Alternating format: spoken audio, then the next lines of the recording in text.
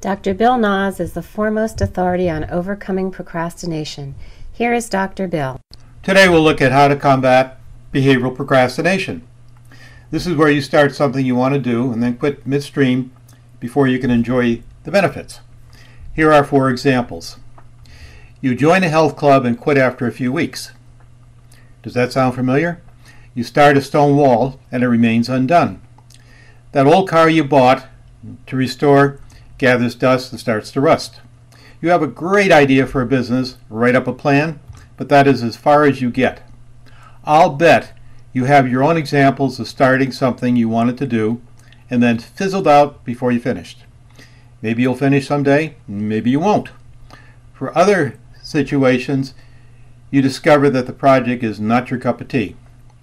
Behavioral procrastination is about projects you start that are in your interest to finish, such as continuing to go to the gym to stay in shape. Behavioral procrastination is like taking flight and then crashing and burning. Here are 2 steps of progression to finish what you start. The first is to recognize how you sabotage yourself, and then you'll learn to think and act in a different and productive way. So here's step 1. This is to tune into your inner con artist. Do you promise yourself that you'll restart later?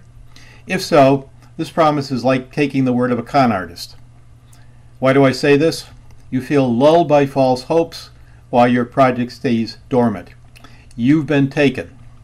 Step 2 is to imagine taking the steps to the finish line. Think about a time to start at that time. As best you can, confront your con artist with the results of past fictions about starting later. Then push yourself past your feelings of resistance. Here is one final thought. You may assume that you will always have ample time to do what you set out to do. That's not true. You won't have time for everything. So pick what is important. If you like the idea of building a stone wall, use time you'd ordinarily spend procrastinating to work on the wall. I'll bet the wall goes up fast. If the wall is truly not important to do, seller, give away the rocks.